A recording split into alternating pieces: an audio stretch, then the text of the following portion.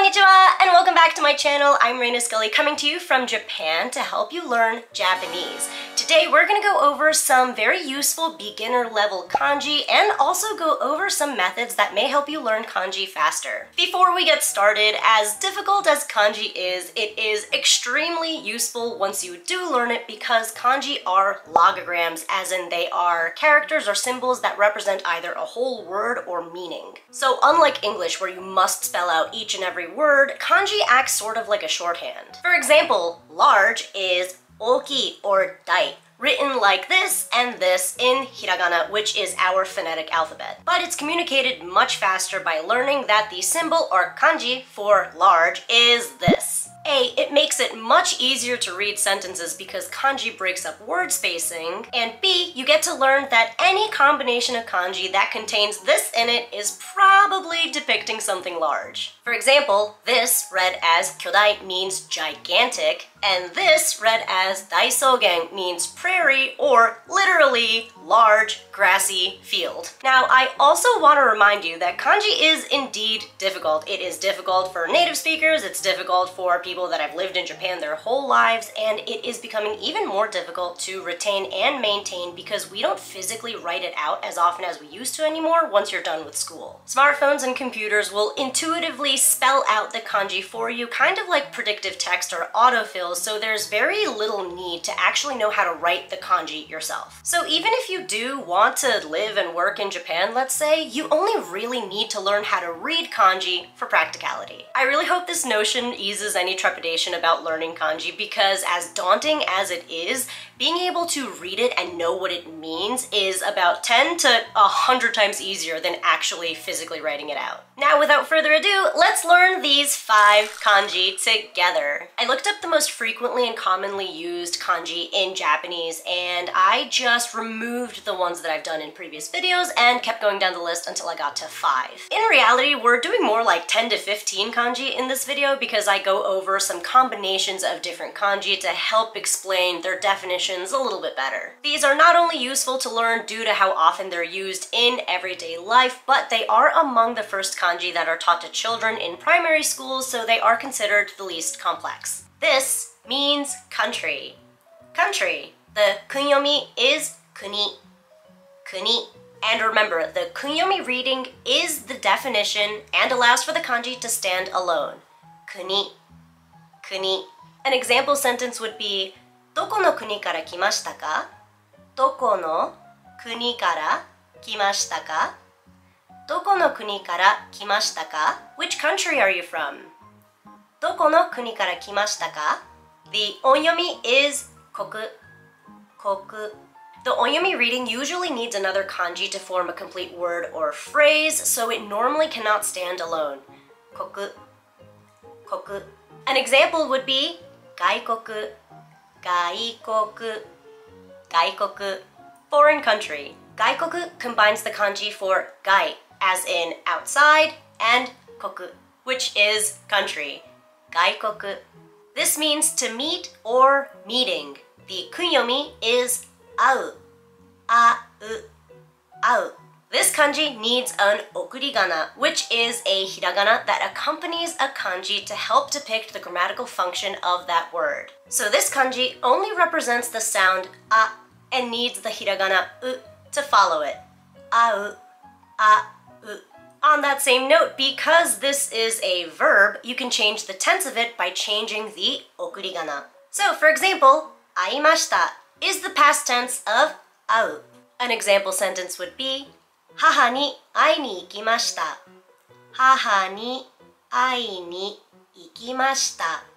母に会いに行きました。I went to visit my mother. 母に会いに行きました。母に会いに行きました。The onyomi is kai. Kai. Kai. Because onyomi needs other kanji, it allows for more flexibility in its meanings. An example would be 会話 会話 kaiwa, to converse or conversation. Kaiwa. Kaiwa combines the kanji for kai, to meet, and wa, to speak. Kaiwa. This means middle, medium, inside, or center. And it actually has multiple kunyomi readings, but it is most commonly read as naka. Naka. Naka. The other kunyomi is uchi. Uchi. Uchi. And the other kunyomi reading is ataru. Ataru. Ataru. This is far less common, and it actually holds the same exact meaning as this other kanji, also pronounced ataru. They both mean to hit as in dead on or dead center, or to win, like the lottery. That was just a little bit of a bonus though. Let's learn it as naka. Naka. An example sentence would be, 猫は家の中にいます。猫は家の中にいます。猫は家の中にいます。The cat is inside the house. 猫は家の中にいます。The onyomi is chu. Chu. Chu. An example would be 中止。中止。中止. To suspend or stop in the middle. 中止。中止 combines the kanji 中 for middle and the kanji し for stop. 中止. This means long, both in terms of distance and time, and it also means superior or elder. The kunyomi is 長い。長い。長い. An example sentence would be 長い会話でした。長い会話でした。長い会話でした。It was a long conversation. 長い会話でした。The onyomi is 超。超。An example would be 社長。社長。社長。Head of a company or president of a company. 社長 combines the kanji 社 for company or association and 超, which means superior. 社長. This means to exit, leave, or go out. This one also has multiple kunyomi, but the most common one is 出る。出る。出る. The other kunyomi that's also common is 出す。出す。出す. And the other kunyomi reading for this is 入れる. But it is far less common than the other two. In fact, I don't think you'll ever encounter this reading, probably. 入れる。入れる. But like before, let's familiarize ourselves with the more common reading, which is 出る. An example sentence would be 彼はお店から出てきました。彼はお店から出てきました。彼はお店から出てきました。He left the store. 彼はお店から出てきました。So this kanji is a little bit special as it uses the kunyomi de in combination with other kanji the way onyomi normally works. A couple examples would be 出口。出口。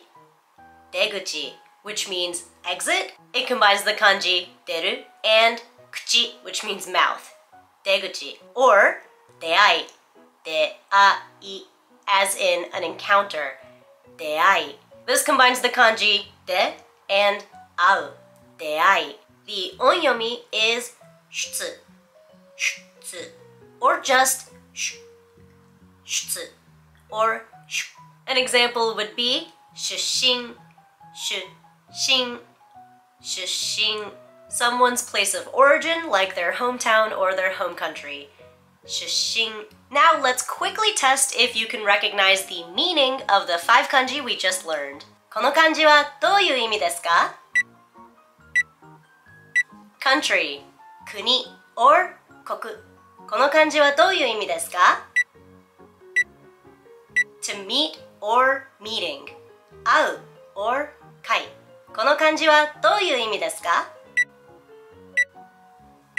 Middle, medium, center, or inside. 中 or 中. この漢字はどういう意味ですか? Long or superior or elder. 長い or 長. この漢字はどういう意味ですか? To exit, leave, or to go out. 出る or 出.